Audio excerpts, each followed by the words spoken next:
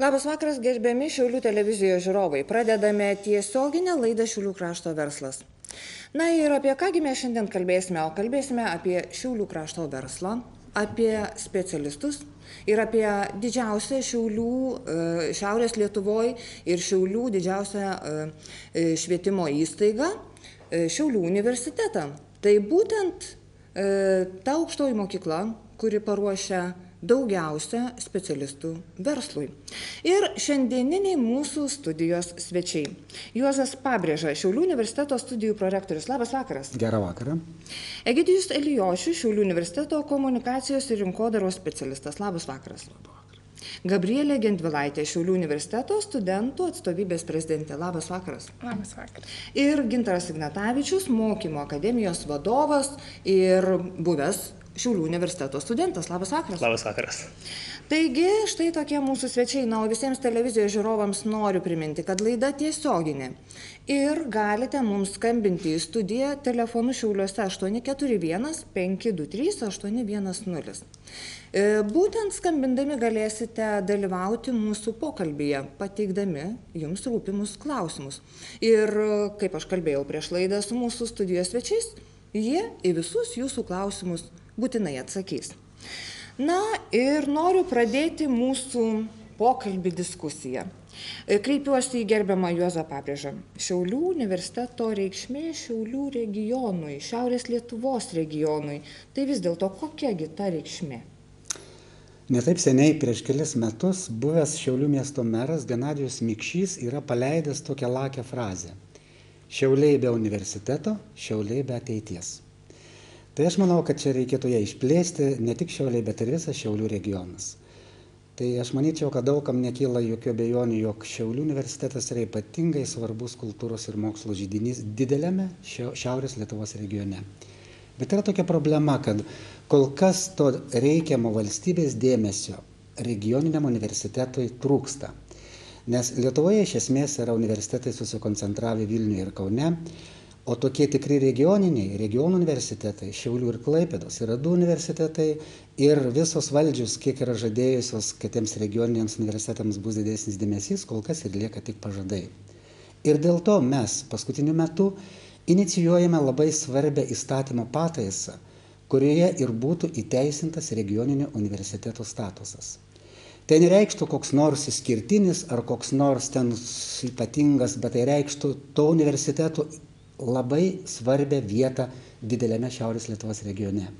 Ir tai reikštų, kad valstybė turi pasirūpinti, kiek tam regionui ir koks valstybės užsakymas turi būti. Nes mes Šiaulių universitetas tam tikrai esame pasiruošę.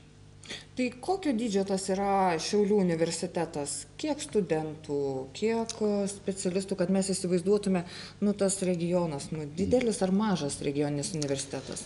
Šiaulių universitete šiuo metu yra apie 5000 studentų, apie 600 darbuotojų, dėstytojų. Žinoma, skaičiai yra sumažėję dėl 2 esminių dalykų, dėl demografinės situacijos, kuri yra aktuali visoje Lietuvoje, ir dėl nepalankios tos laukinės krepšelinės sistemos, kurią mes esame įvardyję, kuri ypatingai trinktelėjo būtent Šiaulių universitetui. Taigi 5000 studentų. Ir tarp tų 5000 studentų šiandien Šiaulių universitete yra apie 60% iš Šiaulių apskrities ir apie 80% iš mūsų apsibrėžto Šiaurės Lietuvos regiono. Ir dar kas yra labai svarbu, kad didžioji dalis tų studentų ir lieka dirbti šiame regione. Ir labai mažai jaunimo, kuris išvažiuoja į Vilnių ir Kauną, pabaigę studijas grįžta į namus dirbti. Tai va štai čia mes matom savo tokią labai svarbią misiją, kad labiausiai mes esame reikalingi to krašto abiturientams, jaunimui, kurie sudaro didžiąją dalį mūsų universiteto ir ta didžioji dalis lieka dirbti regiono įmonėse. Na, jeigu pabandytume išplėšti tos 5000, taip iš miesto, tai dar labiau ištuštėtų miestas. Ar liktų kam gyventi, vykti kažkokiai kultūrai, jaunimo įvairiausiam akcijom? Manau, apie tai kalbėti net nereikia. Ir aš noriu pakalbinti Gintarą Ignatavičių, kaip absolvento. Koks jūsų atsiliepimas? Ir prieš kiek metų baigėt universitetą? Ką baigėt? Kaip prisimenat universitetą? Na, iš ties universitetą aš esu laimės kūdikis dėl to, kad 97 metais, rugsėjo 1 dieną, aš pravėriau jau nebe Šiaulių tuometinio pedagoginio instituto, bet tapusio universitetu duris.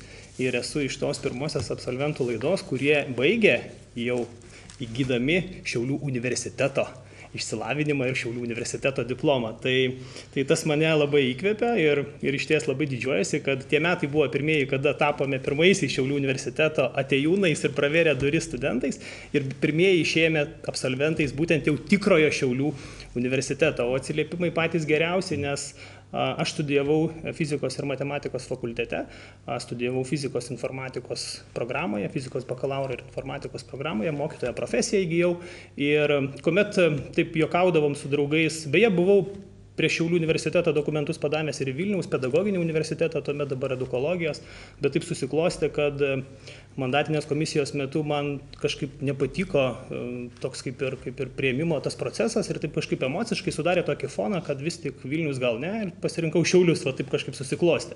Ir kuomet lyginom studijų programas Šiauliuose ir Vilniaus universitete, fizikos būtent studijų programą, tai mano draugai juokdavosi, sako, ką su jumis ten Šiaulių universitetas daro, ką jūs ten tiek veikiat, sako, jūs net išeinat iš tų laboratorijų ir panašiai. Tai aš labai džiaugiuosi ir didžiuojasi, kad iš ties dėkingas esu fizikos ir matematikos tuometinio fakulteto dėstytojams ir už tą turinį, už tą programą, kuri tikrai pakloja labai stiprius pamatus. Na, o šiandien jau sukiesi versle, ar ne? Taip, esu įkūręs savo kompaniją.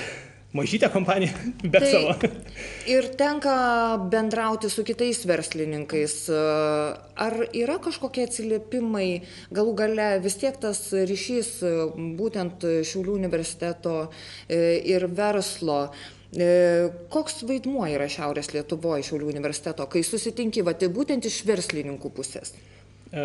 Na, aš sakyčiau, kad šitas vaidmuo yra ypatingas ir ypatingas kuo? Ypatingas tuo, kad visuomet mes girdėdavom tokį galbūt palyginimą, kad Šiaulių universitetas tai tarsi yra tiltas tarp verslo ir tarp tuos jaunosios kartos, tarp studento.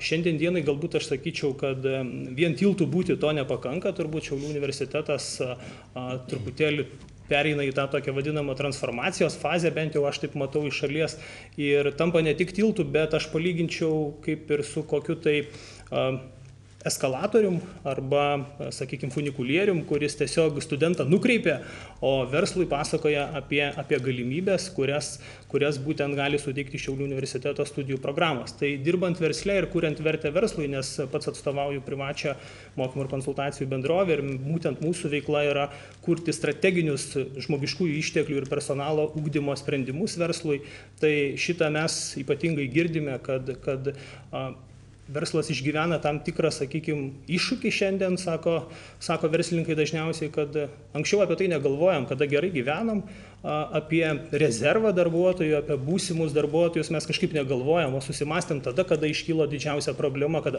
šiandien jau ima ir prireikia darbuotojo. Tai Šiaulių universiteto praktikos programos, kas liečia karjeros centrą, kada pats studijavau, dar to nebuvo šito centro, tai duoda didžiulį vaidmenį ir didžiulį indėlį, nes iš ties verslininkai žvelgia į universitetą kaip į būsimą savo žmogiškųjų išteklių pamatą, kuris gali užauginti jaunąją kartą būtent verslui.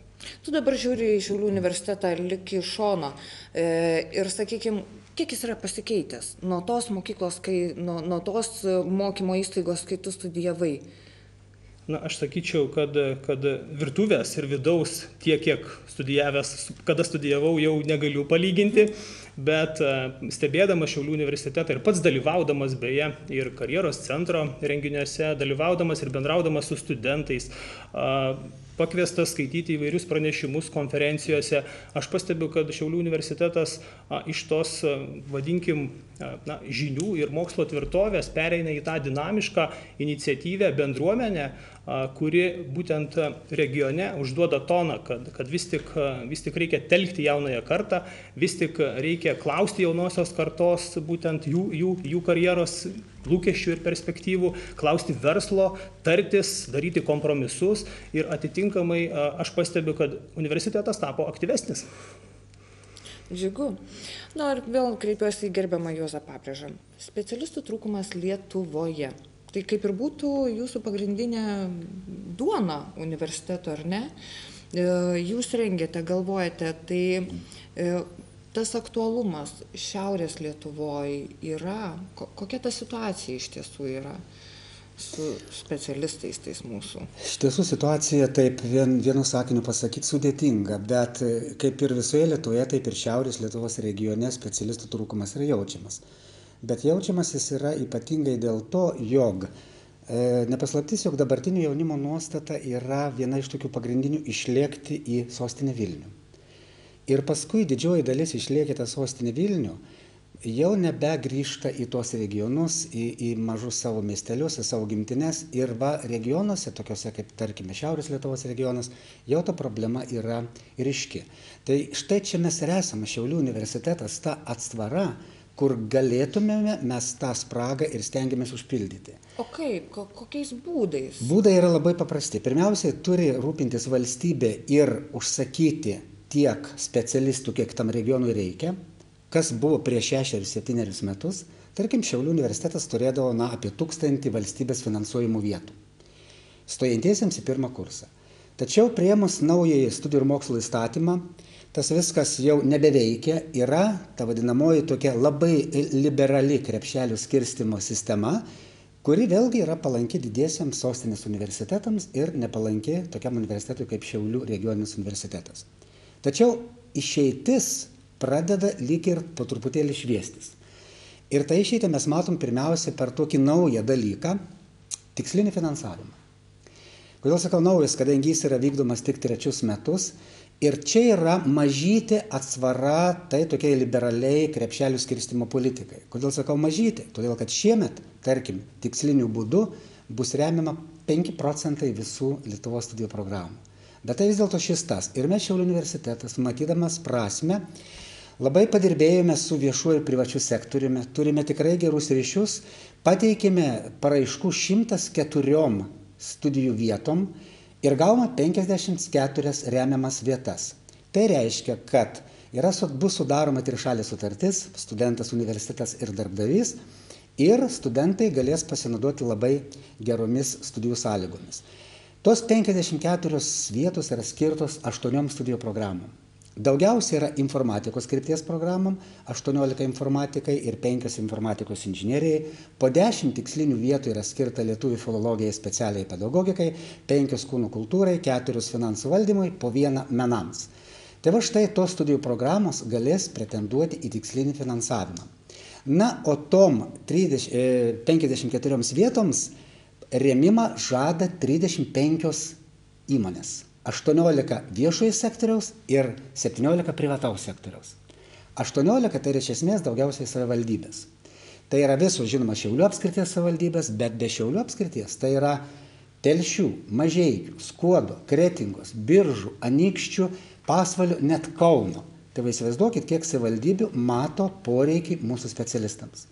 Tarp privataus sektoriaus darbdavių yra žinomos mūsų mieste regionai įmonės tokius kaip Elga, Rūta, Salda, Putokšnis, Žemaitijos pienas, na ir uždavėjo akcinė bendrovė Šiaulių apskrities televizija. Taip. Tai va štai, na, o tikslinio finansavimo nauda, aš sakyčiau, yra dviguba. Yra užtikrinamas nemokamas studijos visiems 4 studijų metams ir tai ypač aktualu, kuriems pritrūksta kažkiek labai nedaug iki to vadinamojo krepšelio, labai svarbu. Ir antra nauda yra garantuota darbo vieta pabaigus studijas. Na, bet niuansai, tarkim, štai studentas gal ir susidomėjo, būsimas studentas, tuo tiksliniu finansavimu.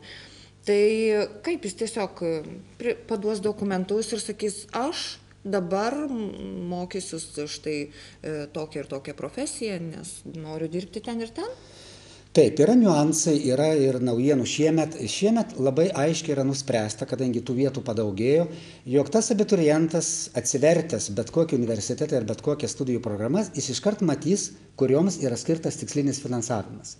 Ir jeigu jis apsispręs, kad jis norėtų pasinaudoti tą galimybę, jis turės atskirą prašymą pildyti tam tiksliniam finansavimui.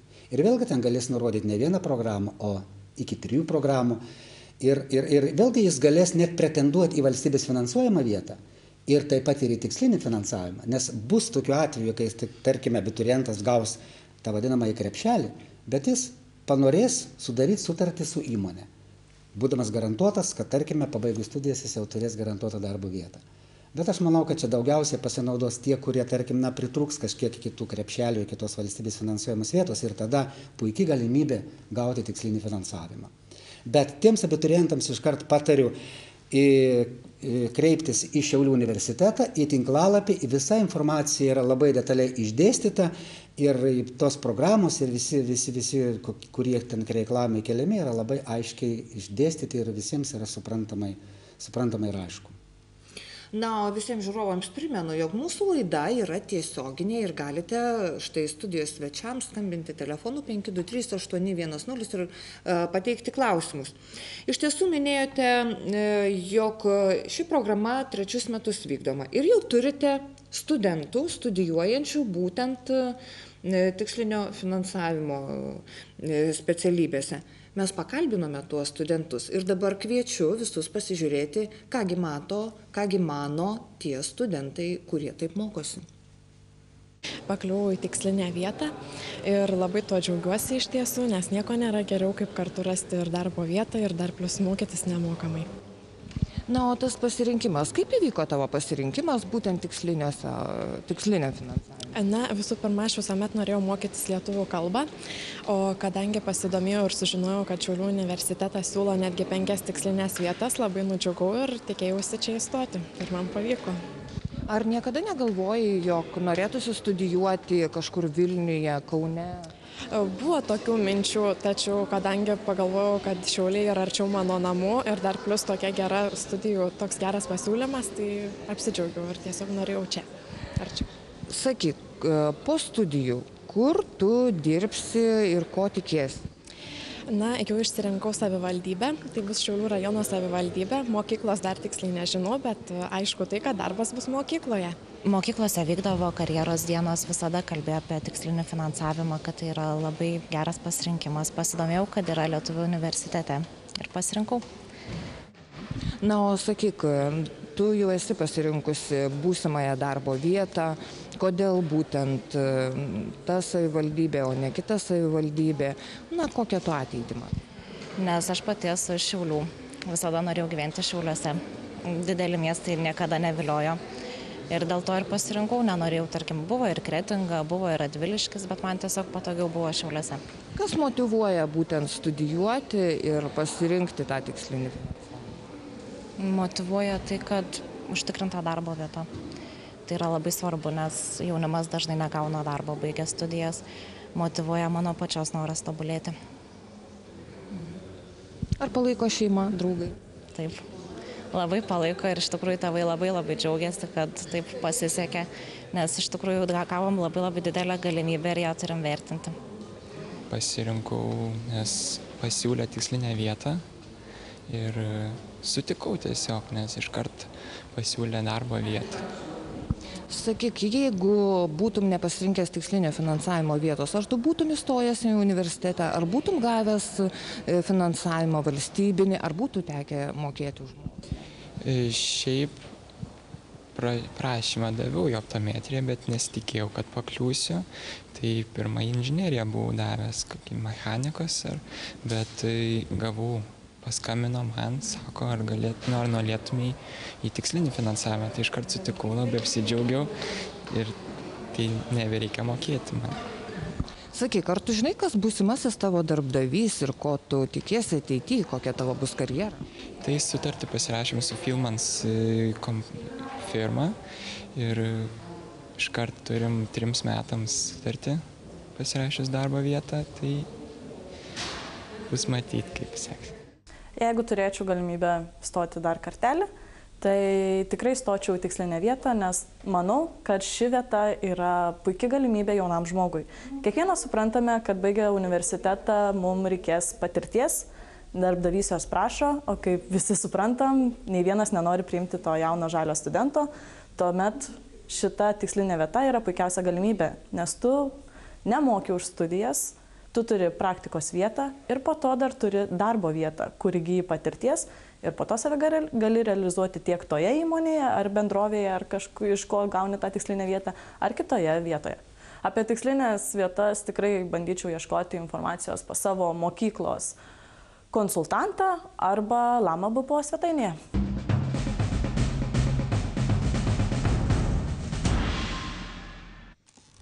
Taigi grįžame į studiją, vėl į mūsų diskusiją, štai ką mano mūsų studentės.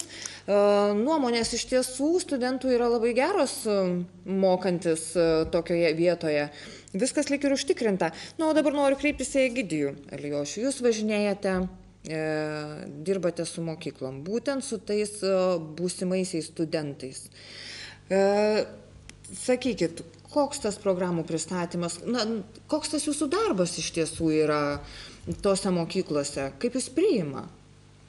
Darbas labai toks yra daug reikalaujantis komunikacijos. Mūsų viešieji ryšiai, manau, yra pakankamai geri ir stiprus. Su gimnazijom tikrai palaikome gerus ryšius ir turime nemažai sutarčių. Bet kas sutartyse parašyta, tai yra viena. Kitas dalykas visai, kaip mes tas sutartis vykdome. Taip, kad vykdom viską labai sąžiningai. Šiaulių universitetas atsakingai žiūri, kad jauni žmonės nepasimestų visoje toj rutinoje, visoje toj sistemoje. Nuolatinės reformos be abejonės jos ir gazdina ir kelia daug visokių klausimų. Taip, kad vykdamas aš pats asmeniškai apie 50 gimnazijų aplankau per metus, tai stengiuosi tuos visus dalykus išaiškinti ir pakeitimus įvairius, ir stojimo sąlygas ir panašiai, ir papasakoti, kokios unikalios studijų programos Šiaulių universitete, kur kitur niekur negalima rinktis, kartais tai būna, kaip sakyti, tokia įdomus naujas dalykas tiem jauniems žmonėms. Vykstų ne vienas, be abejonės patys svarbiausi žmonės universitete yra studentai. Taip kad studentai tikrai tą visą veiklą labai remia ir tai yra labai įdomus savanoriškas darbas. Atrodytų, ko tiem jauniems žmonėms reikia, kad jie pristatinėtų savo alma mater. Tai dėl to labai džiaugiuosi, nes jauni žmonės į jauną žmogų žiūri visai kitaip ir jo laisvą kalbėjimą, be jokio didelio scenarijaus, apie studentišką gyvenimą, apie LSP, apie privalumus įvairius, kuo Lietuvos studento pažymėjimas, kokiu gali turėti prioritetų gerų dalykų, kodėl Šiauliuose reikia mokytis ir koks čia gyvenimas ir linksmas ir geras, jeigu pats esi aktyvus, jeigu pats esi iniciatyvus. Visus tos dalykus reikia pasirodo aiškinti. Tai yra, kuo toliau vykstam nuo Šiaulių, nes regionas pakankamai didelis Šiaurės Lietuva. Moksleiviukai dažniausiai iš savo tėvelių, mamyčių, tetų tik išgirsta apie Šiaulių universitetą ir ne visada iš geros pusės ir ne visada tiksliai informacija ir nauja informacija. Jaunas žmogus yra visai kitoks, jis mažiau televiziją žiūri. Jis labiau domisi internetu, taip kad mūsų gyvas kalbėjimas, ėjimas į juos su ta informacija tikrai, manau, yra prasmingas, naudingas ir reikalingas jaunam žmogui. Sakykit, iš tiesų, o ko klausia tie mokiniai, kokie svarbiausi dalykai yra, kokias tendencijas matot, jaunam žmogui, kas atrodo svarbiausia? Nenuskambės matyti keistai, kad paminėsiu, kad ne paskutinė vieta yra kalba apie pinigus. Tai yra, kiek kainuoja studijas arba kiek reikia balų surinkti, kad gauti valstybės finansuojamą vietą, nes tai yra irgi kalba apie pinigus. Tai tie klausimai visada būna labai komplikuoti, nes kiekvienais metais ir keičiasi sąlygos ir paminėtas klausimas jau apie tikslinį finansavimą, kurį irgi reikia labai aiškiai išaiškinti, kokia jo prasmė, kokia jo paskirtis ir kokia yra nauda tam jaunam žmogui, kad yra šansas jo gyvenime. Yra be abejonės nemažai klausimų apie studijų sąlygas, tai čia nėra lengvesnio atsakymo apie tai. Tai yra, atvykite pas mus ir pasižiūrėkit. Mes nieko neslėpsim, viską parodysim. Organizuojame ne tik tais išvykas į mokyklas, bet ir laukiame Šiaulių universitete įvairių grupių ir atvyksta iš įvairių gimnazijų. Klasėmis atvyksta nuo 5-okų imtinai iki 12-okų. Ir tikrai mes savo parodom ugdymo bazę, parodom pagal jų domėjimosi sritį fakultetų ir įrangą, supažindinam kiek įmanoma su studijų programos turiniu jau šiek tiek galbūt detaliau. Taip, kad tų visokių formų yra gana įvairių. Iš to susitikimo aš manau, jog būna kartais tokių klausimų, kurie jūs nustebina, bet kuo stebina universitetas būsimus studentus, moksleivius, ar yra tokių kažkokių perliukų. Štai atrodo jum lyg kasdienybė, bet jūs pasakot ir sako, argi taip yra tokių dalykų? Na taip, labai dabar greit atrasti vieną kažkokį vienintelį atsakymą ir įdomiausią variantą sunkoka būtų, bet visada Šiaulių universitetas yra išskirtinis ir mes tą jaučiame nuvykę gimnazijas, nes realiai jaučiame konkurencinės tam tikras sąlygas, kad be mūsų vyksta ir kiti universitetai ir kolegijos.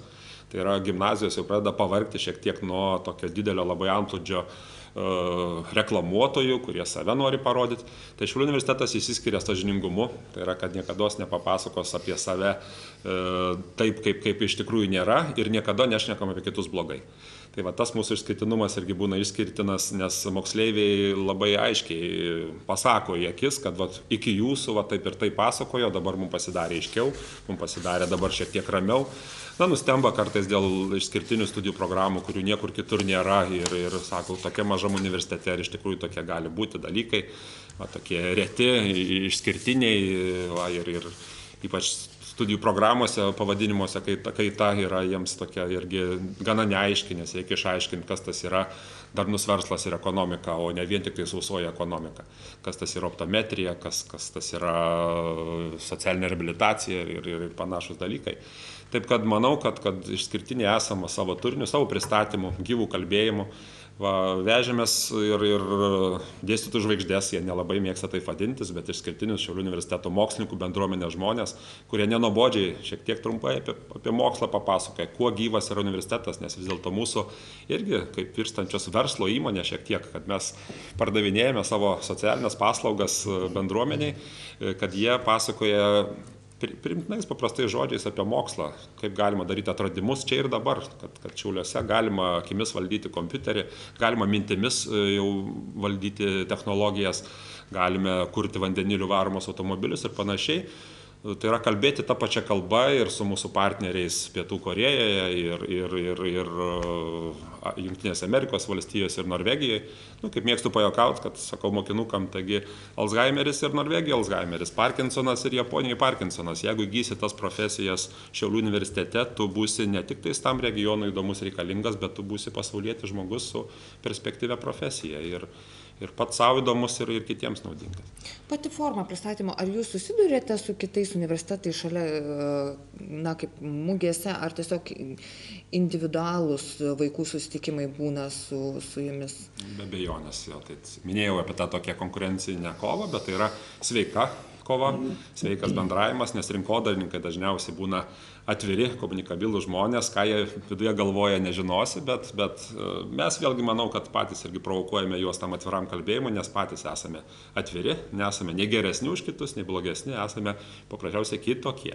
Tai matomės be abejonės studijų mugėse, Lamos BPO, studijų mugė Kaune, studijų mugė Vilniuje, kuri pati didžiausia tokia yra.